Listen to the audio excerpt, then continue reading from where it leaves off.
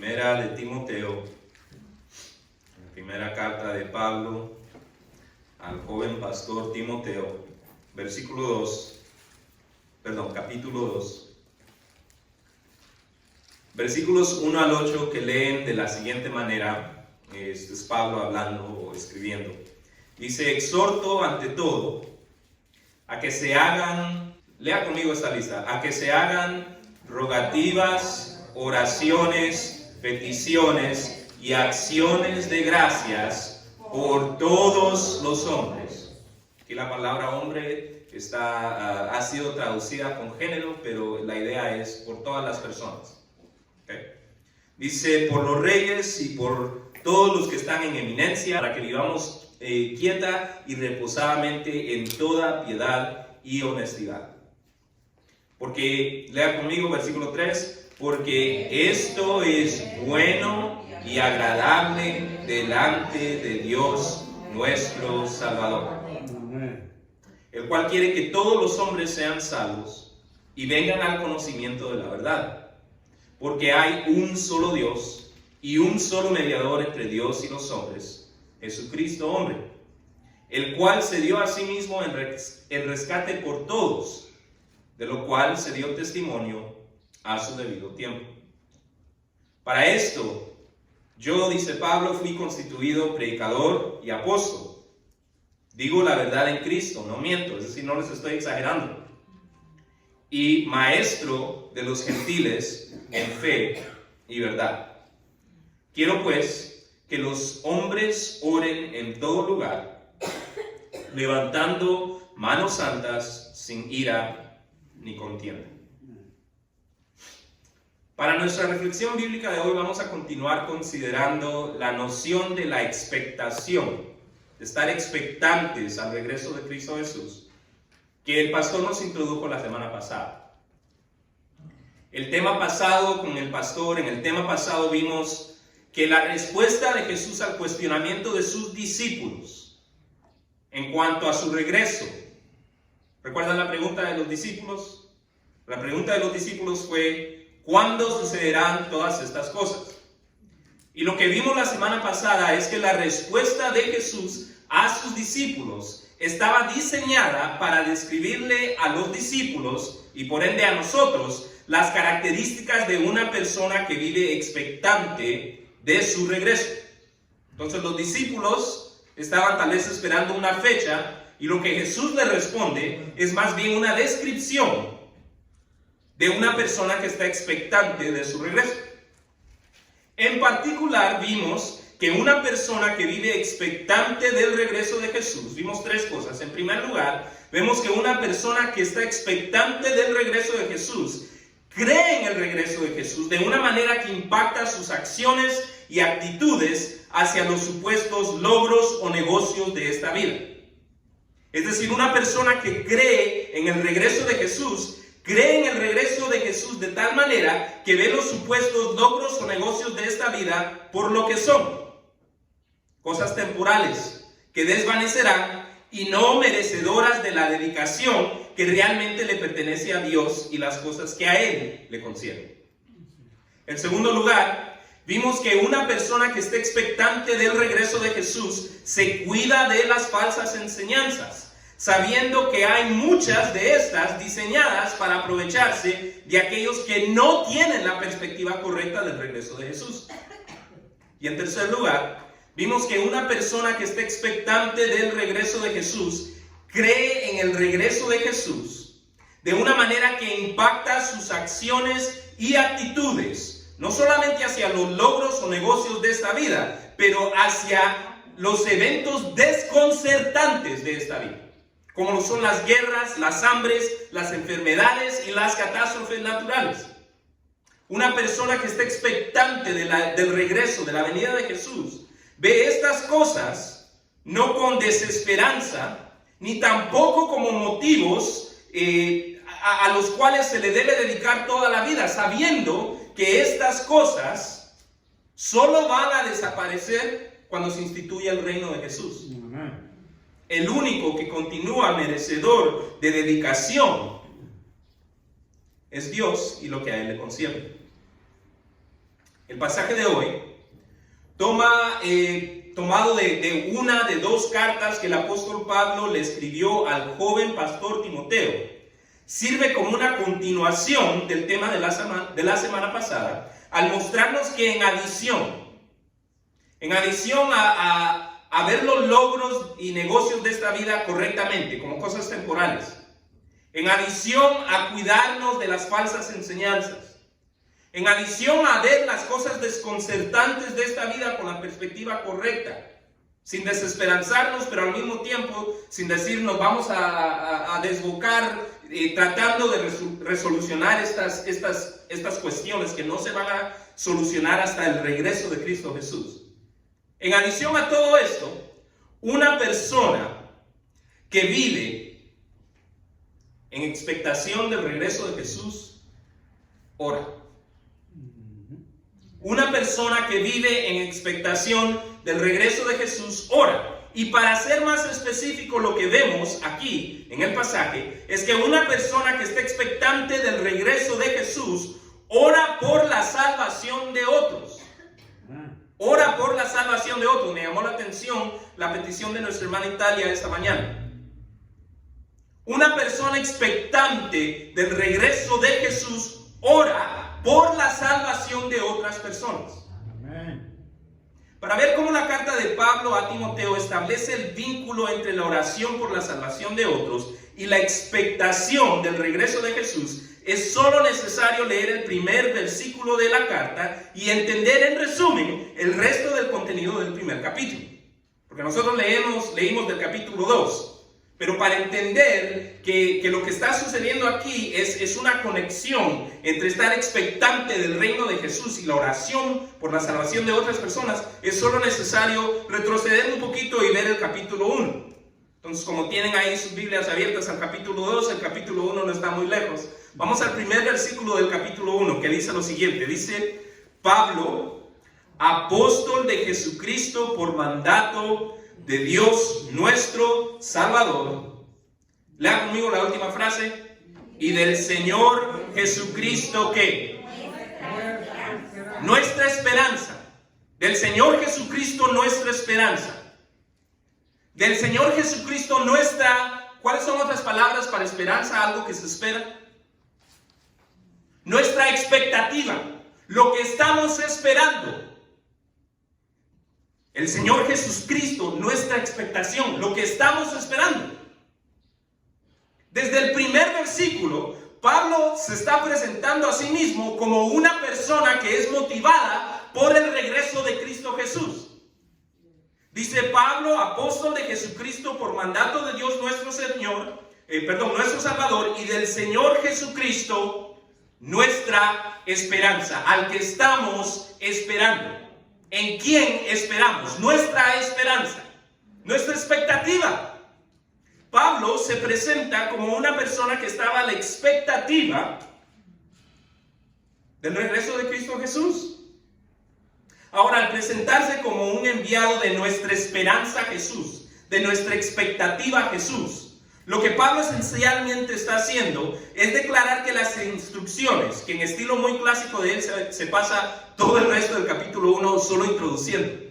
Entonces Pablo dice: yo soy una persona que está a la expectativa de Jesús y por lo tanto, Timoteo, te tengo estas instrucciones que voy a pasar el resto del capítulo 1 introduciendo y que te voy a empezar a dar en el capítulo 2. ¿Ok?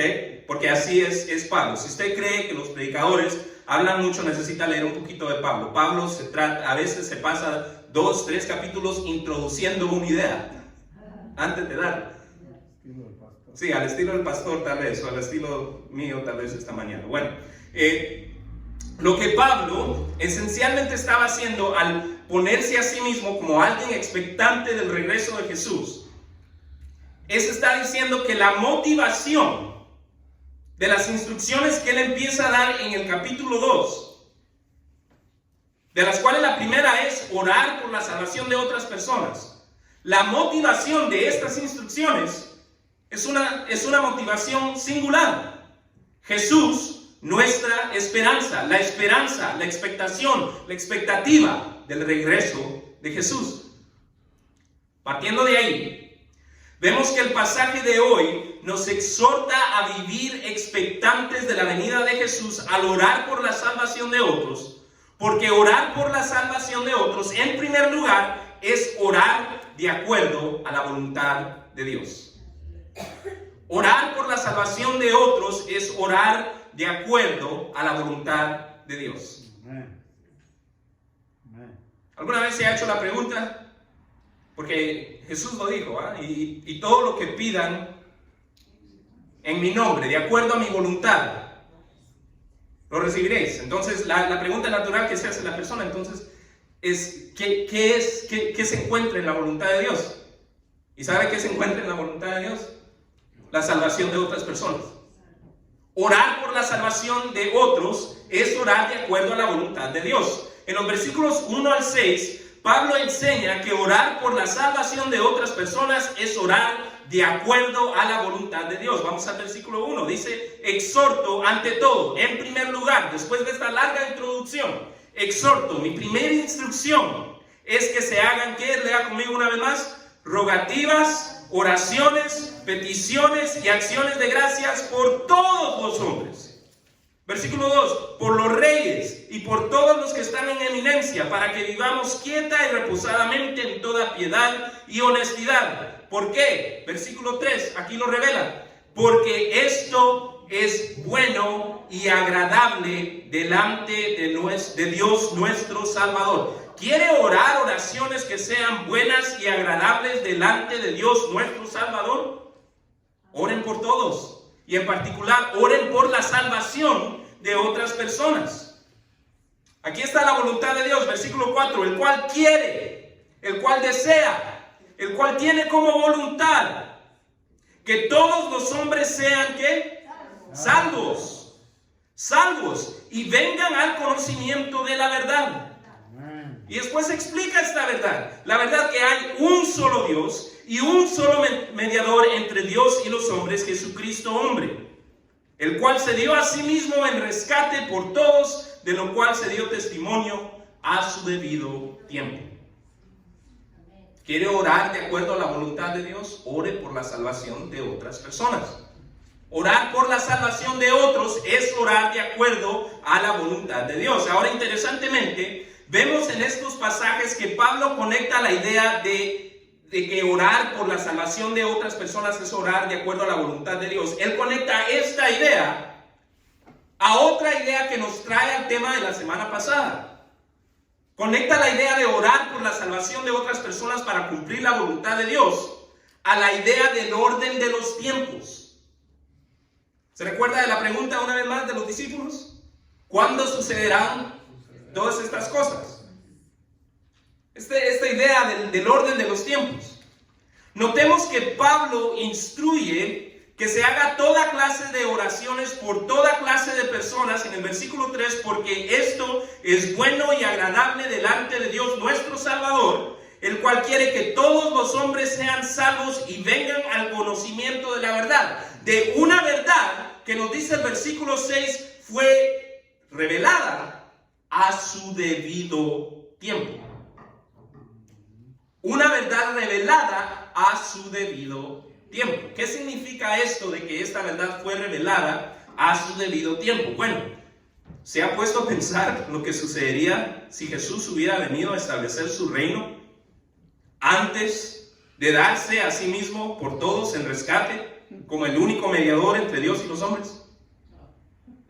¿Qué hubiera sucedido si la primera venida de Jesús hubiera sido la venida a establecer su reino? ¿Qué hubiera sucedido? No habría sacrificio. Todos nos hubiéramos quedado fuera del reino.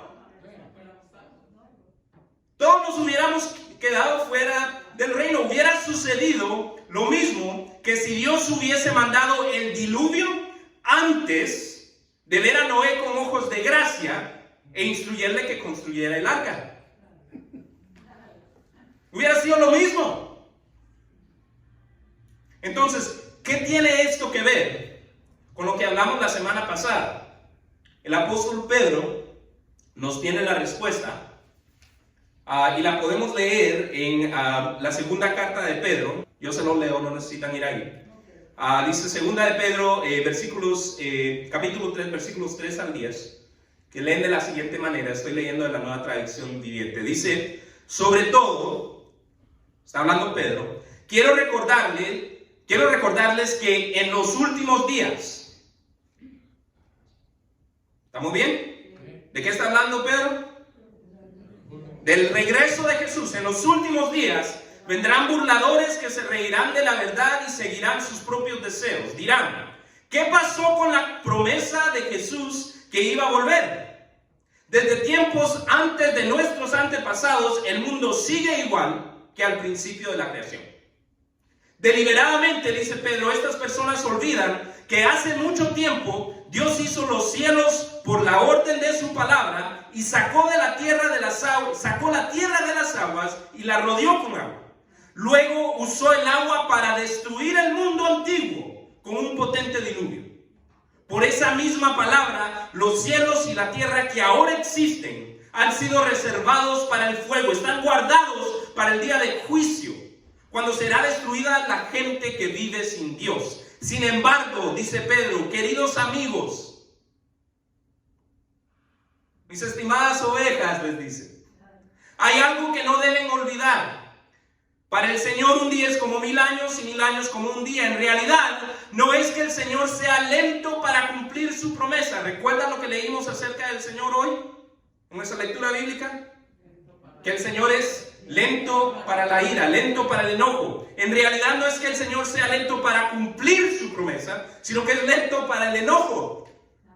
Dice, en realidad no es que el Señor sea lento para cumplir su promesa como algunos piensan. Al contrario, es paciente por amor a ustedes. No quiere que nadie sea destruido. Quiere que todos se arrepientan. Pero el día del Señor llegará tan inesperadamente como un ladrón. Entonces los cielos desaparecerán con un terrible estruendo y los mismos elementos se consumirán en el fuego, y la tierra con todo lo que hay en ella quedará sometida a juicio. Entonces, ¿qué hubiera sucedido si Jesús en su primera venida no hubiera venido a salvarnos, sino a establecer su reino?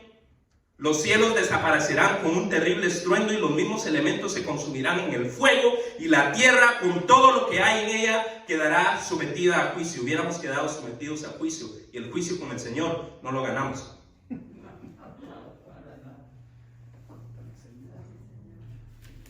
Entonces, ¿qué tiene que ver la expectación de la segunda venida de Jesús con el acto de orar por la salvación de otros, que es orar de acuerdo a la voluntad de Dios?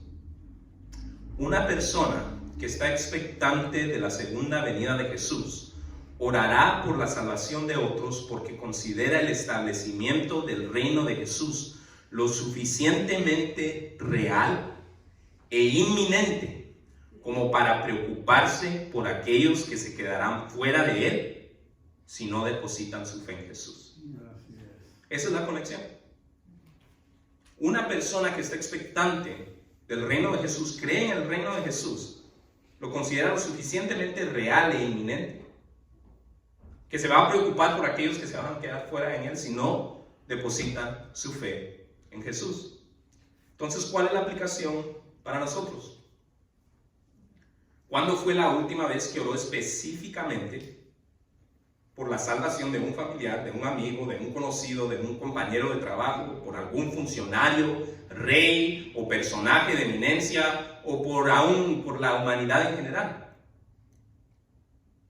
Si no recuerda la última vez que lo hizo, o si ha empezado a sentir frustración o cansancio al orar por la salvación de alguien, permita que su expectación considere una vez más la realidad y la inminencia del regreso de Jesús. Medite en eso una vez más. Considere una vez más lo real que esto es para usted y permita que esto lo motive una vez más.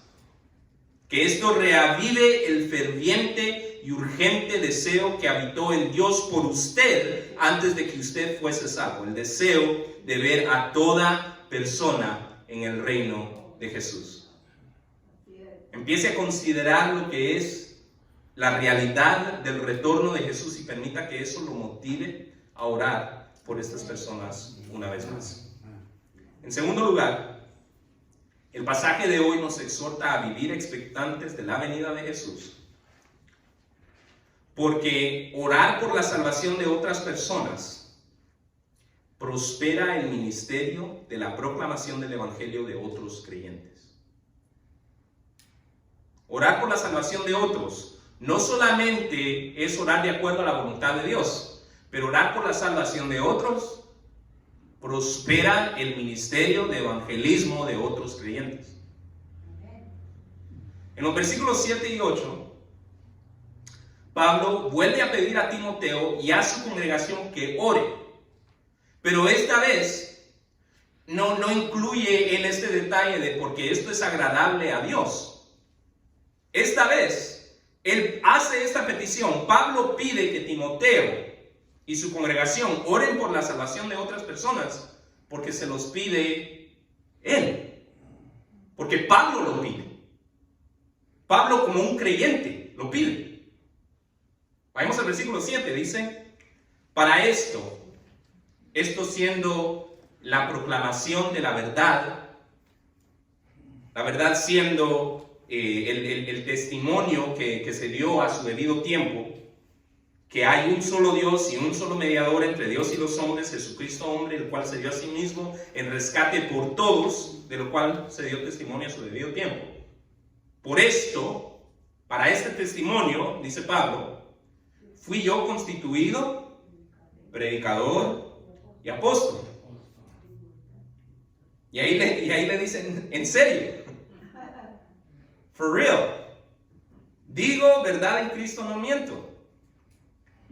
Y dice, y maestro de los gentiles en fe y verdad. Entonces, para esto soy yo un ministro, dice él. Ahora lea las primeras dos palabras del versículo 8. Quiero pues.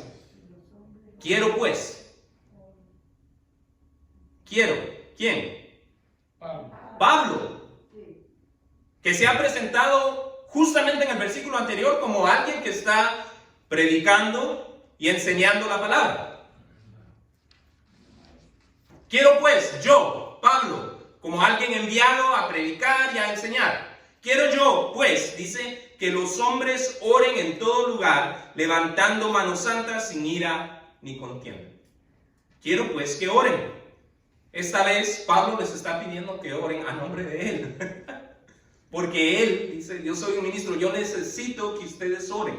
No solamente es esto de acuerdo a la voluntad de Dios, pero esto me va a ayudar a mí.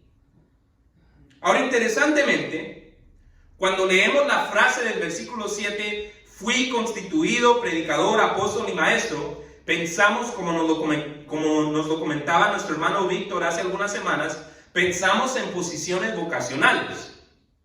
Es decir, en un pastor de vocación, en un apóstol o misionero de vocación, o en un maestro bíblico de vocación. Y en el caso de Pablo, estos tienen cierto grado de precisión. En términos modernos, me imagino que diríamos que Pablo, en efecto, era un predicador, misionero y maestro bíblico de tiempo completo. Bueno, cuando no estaba operando como el llamado ministro bivocacional, porque eso también lo hizo Pablo. Estaba construyendo tiendas en una parte del día y cuando tenía su lunch break iba a predicar. Pero sí, diríamos que Pablo tal vez era un ministro vocacional. Sin embargo, aunque cuando aplicados a Pablo, estos términos, apóstol, predicador, maestro, aunque cuando los aplicamos a Pablo, estos términos tienen connotaciones vocacionales, esto no significa que estos términos tengan connotaciones vocacionales de manera exclusiva. Cuando los aplicamos a Pablo, sí, pero en el sentido general, predicador, apóstol y maestro, no tienen connotaciones vocacionales exclusivamente. puesto que, y esto es precisamente lo que nos comentaba nuestro hermano Víctor ya hace algunas semanas, Jesús mismo usó estos términos para referirse a la labor de todos sus seguidores. Jesús usó estos mismos términos y cuando no usó las palabras exactas, usó las definiciones de estas palabras para referirse a todos sus seguidores. Todos los seguidores de Jesús son apóstoles porque son enviados. Todos los seguidores de Jesús son predicadores porque proclaman o tienen la responsabilidad de hablar de la verdad. Y todos los seguidores de Jesús son maestros porque tienen la responsabilidad de enseñar verdades bíblicas. Y esto fue lo que ya se nos predicó. Y podemos volver al texto central de esa predicación. La gran comisión que muchos de ustedes ya se la han memorizado. Dice Jesús que les dijo a sus discípulos, por tanto, que ir. Por tanto, ir. Ya, si usted ha estado asistiendo aquí por un tiempo, usted ya conoce la definición de un apóstol. Apóstol. ¿Sabe qué es un apóstol? En su definición más básica. Es que la usamos como título. Y a veces se usa como título para impresionar a las personas. Pero ¿sabe qué significa apóstol? Apóstol. ¿En qué otras palabras usamos esta P-O-S-T? Código postal. Sí. ¿Qué hacemos con el correo? El acto de enviar. Un apóstol es un enviado. Eso es un apóstol. La palabra tal vez más parecida a apóstol en el día actual sería misionero. Un enviado. Entonces Jesús les dice, por tanto, id. Es decir, sean mis apóstoles, las personas que estoy yo enviando. Por tanto, id, dice, y después dice, id a ser discípulos. Hagan discípulos. ¿Sabe cómo relata Lucas esta parte del mandamiento? Lucas, no necesitan ir ahí, yo se los leo. Lucas capítulo 24, 46 y 47 es el relato de Lucas de este mismo mandamiento. Y él dice lo siguiente: prediquen. Mateo lo reporta como hagan discípulos. Lucas reporta prediquen. Jesús les dice que fue necesario que el Cristo padeciese y resucitase de los muertos al tercer día y que se predicase. La palabra en nuestra traducción de la Reina Valera dice prediquen, y que se predicase en su nombre el arrepentimiento y el perdón de pecados. Entonces, ir apóstoles, hagan discípulos, que se empieza con proclamar la verdad, prediquen. Y luego se los dice muy directamente: ir y hacer discípulos enseñándoles. ¿Quién enseña? Ok, en nuestro rol en la modernidad, ¿quiénes son los encargados de la enseñanza? Los maestros. Jesús les dijo: id apóstoles y hagan discípulos predicadores y enseñen maestros. ¿A quiénes? A todos sus seguidores. A todos sus seguidores. Ir y hacer discípulos a todas las naciones, dice, enseñándoles que guarden todas las cosas que yo os he mandado, y he aquí que yo estoy con vosotros todos los días hasta el fin del mundo. Amén. Entonces, y como bien nos exhortó el hermano Víctor hace algunas semanas, Jesús constituyó, esto él le dio el título, a todos sus seguidores de apóstoles, predicadores y maestros. Tal vez no todos somos eso de vocación, pero todos somos eso. Jesús constituyó a todos sus seguidores, apóstoles, predicadores y maestros. Aunque bien haya designado a algunos para que desenvolviesen dichos títulos en capacidad vocacional en un acto de gracia sobreabundante. Esto nos trae al punto. ¿Por qué debemos vivir expectantes de la venida de Jesús al orar por la salvación de otros? Bueno, como dijimos anteriormente, porque orar por la salvación de otros es la voluntad de Dios.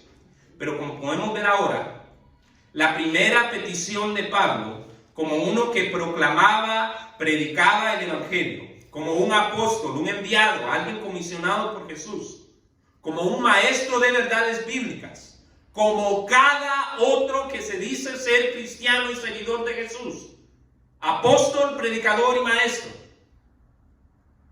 Pablo, como un cristiano, apóstol, predicador y maestro, como cualquier otro cristiano, apóstol, predicador y maestro, su primer petición fue que se levantaran manos en oración. En otras palabras, el orar para que otros sean salvos. Escúcheme bien, este es el punto. El orar para que otros sean salvos no solamente significa orar de acuerdo a la voluntad de Dios, pero también significa orar para que prospere el ministerio de la proclamación del Evangelio de aquellos cristianos que están en la esfera de influencia de aquellos por los cuales estamos orando. Entonces, cuando usted ora por aquel primo, por aquel tío, por aquella prima, para que ellos vengan al conocimiento del Señor, está orando para que sea prosperado el ministerio de evangelismo, de apostolado, de predicación, de enseñanza, de cualquier otro cristiano que esté alrededor de este tío, primo, hijo conocido. ¿Se había puesto a pensar en eso?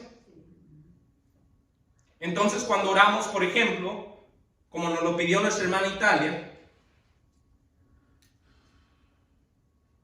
lo que estamos haciendo es orar por la prosperidad del ministerio de evangelización de ella y de algunos cristianos que no conocemos, que están en la esfera de influencia de estas personas por las cuales estamos orando. Interesante, ¿eh? ¿Se había puesto a pensar en eso de esa manera? Ahora, ¿cuál es la aplicación? Regresamos a esta pregunta. ¿Se había puesto a pensar que al orar por la salvación de alguien más, estaría orando por la prosperidad del ministerio de la proclamación del Evangelio de aquellos cristianos que están alrededor de esta persona? Ahora, la pregunta opuesta es preocupante. Cuando no oramos, no estamos orando por la prosperidad del ministerio de evangelismo de otros cristianos. ¿Y sabe qué? Yo necesito mucha oración para que se prospere cualquier interacción evangelística que yo voy a tener. Porque yo me conozco. ¿Me explico? Yo me conozco y yo sé que necesito una unción del Espíritu, que el Espíritu Santo tome control, porque si yo trato de convencer a alguien, no voy a convencer a nadie. ¿Ya? Porque no es mi trabajo y no está en mí. Entonces necesito la oración, al igual que cada otra persona que está sentada aquí. Ahora, otro detalle interesante de este pasaje es que cuando aquí Pablo se refiere a los hombres, en la primera instancia, cuando él dijo que se hagan rogativas, oraciones, peticiones y acciones de gracias por todos los hombres, ahí estaba hablando de la humanidad. Pero aquí en el versículo 8, cuando dice, quiero pues que los hombres oren en todo lugar, levantando manos santas sin ir a contienda, se estaba refiriendo a los varones de Éfeso. Ahí el término hombre va con género, a los varones de Éfeso, que como grupo parecía que tenían dificultades con su conducta,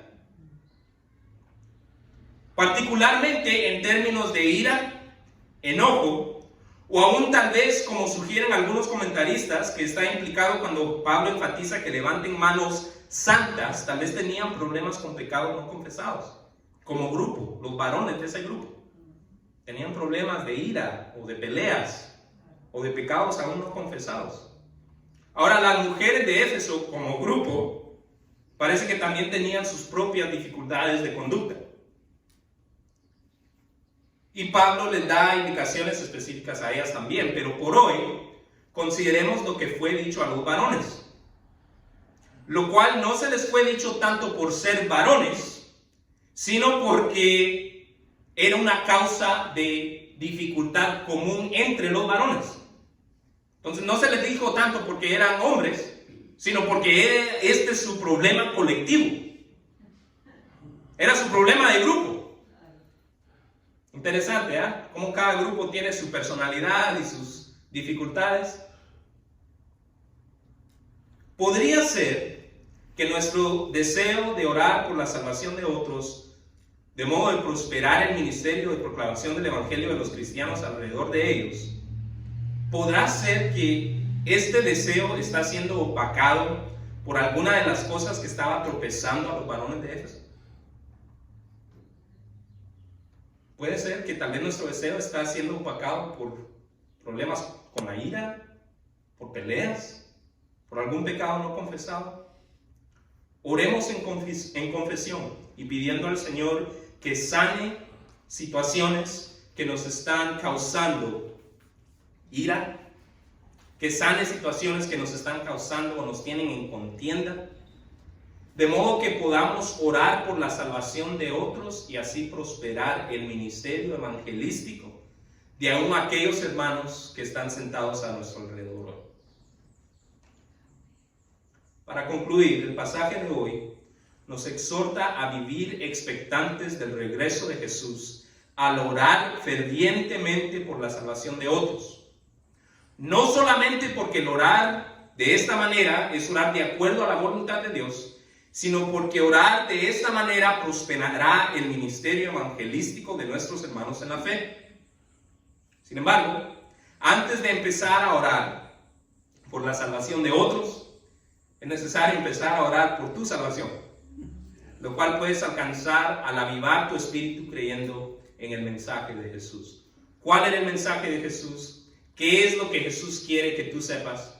Jesús quiere que sepas que Dios desea una relación personal contigo. Pero debido a que Él es santo, tus pecados, sea que tú estés consciente de ellos o no, te han mantenido separado de Dios, y al menos de que se te sean perdonados, te mantendrán lejos de Él y de la realización personal por la eternidad. Debido a que la misma santidad de Dios te imposibilita obtener el perdón de tus pecados por tus propios esfuerzos. Sin embargo, Dios te ama tanto que envió a su Hijo Jesús para que si tú crees que Él es el Hijo de Dios que vivió sin pecado, murió y resucitó en pago completo y únicamente satisfactorio por tus pecados, y si lo crees de tal forma que quieres comenzar a vivir la vida para demostrarle lo agradecido que te sientes con Él por darte acceso a este perdón de pecados al darle tú la espalda al pecado, tus pecados te serán perdonados y tendrás acceso al reino de los cielos.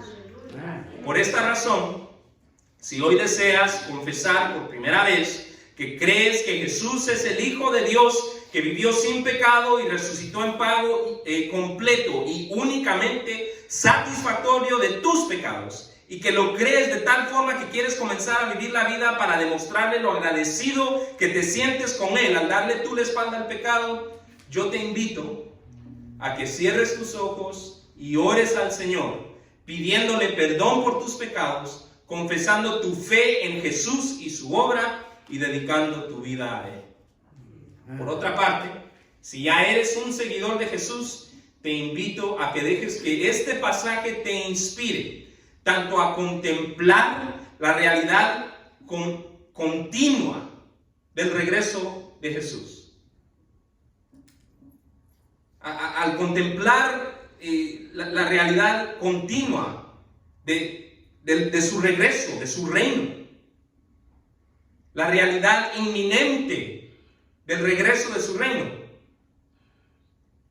como a confesar cualquier pecado aún no confesado a Dios, pidiéndole también que sane cualquier motivo de ira y contienda en ti, de tal modo que puedas con nuevas fuerzas, con nueva urgencia, orar por la salvación de otros, lo cual te permitirá no solamente cumplir la voluntad de Dios, sino que al mismo tiempo procurar la prosperidad del ministerio evangelístico de tus hermanos en la fe, incluyendo los que están sentados a tu alrededor hoy.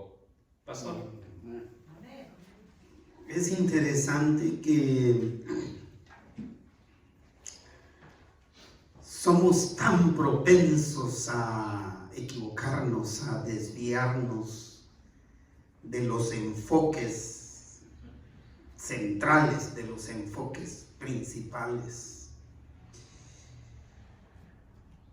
Hacemos de la oración solo el canal de bendición para una lista de peticiones y necesidades personales que descartan totalmente la salvación de otros. ¿Cuántos oramos por la salvación de alguien en esta semana? De un familiar, aquí en nuestro país, en cualquier otro lugar. Somos tan propensos a desviarnos. Cuando el Señor habló de su retorno, de su segunda venida, ¿qué pasó con algunos tesalonicenses? Especialmente. Perdieron ese enfoque. En vez de evangelizar, en vez de orar por los que no van a ser parte del reino de Dios si no entregan sus vidas a Cristo, ¿qué hicieron los tesalonicenses? Dejaron de trabajar. Dejaron de relacionarse. Ya viene, ¿para qué trabajamos?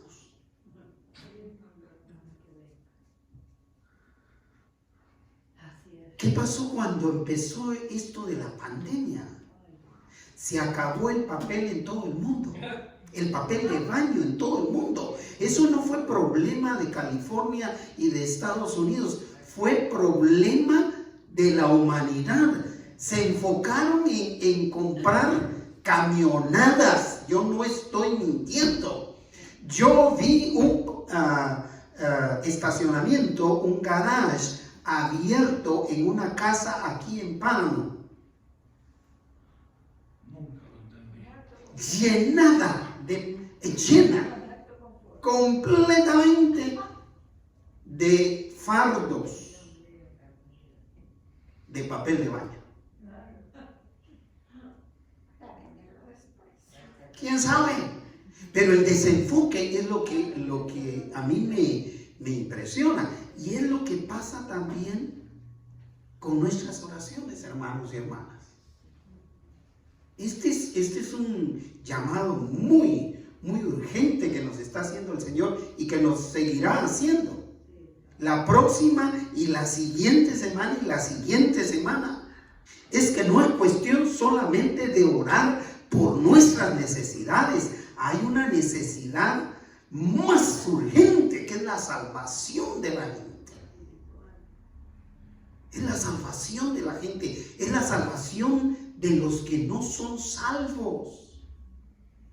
Si algo no debiera dejarnos dormir, no es si vamos a tener trabajo mañana, o si vamos a tener techo mañana, o si vamos a tener alimento. Los primeros debieran de ser aquellos familiares que no conocen a Cristo. ¿Qué va a pasar con ellos? Tenemos la responsabilidad de anunciar a Cristo a todos los que se están perdiendo.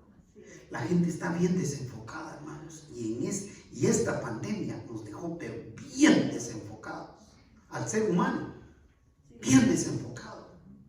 Oremos mucho, hermanos, porque es la voluntad del Señor. Y porque esa es la manera de hacer prosperar el ministerio en general. Nuestra preocupación ahorita sobre esta pandemia debiera de ser cuántos de los que murieron se fueron sin Cristo. Esa debiera de ser nuestra preocupación. Bendito sea el Señor por darnos la bendición de de congregarnos, de acercarnos al Señor. Es así en congregación que nos animamos unos a otros. Nos reenfocamos. Porque aún yo puedo desenfocarme como pastor. No estoy lejos de hacerlo, ¿verdad? Pero para eso nos congregamos. Padre, qué bueno es estar delante de tu presencia. Gracias, gracias infinitas te damos, Señor, por la bendición que hemos tenido este día de estar en tu presencia. Oramos por aquellos que no te conocen, Señor, especialmente por nuestros familiares, amigos. Te pedimos que nos des la oportunidad, Señor, de hablarles de Cristo Jesús. Sabemos que al orar por la salvación de otros, nos vas a inspirar, vas a hacer que arda nuestro corazón para encontrar la oportunidad de compartir también el Evangelio de Cristo que mora en nuestro corazón. En tu nombre, Señor. Amén. Y amén.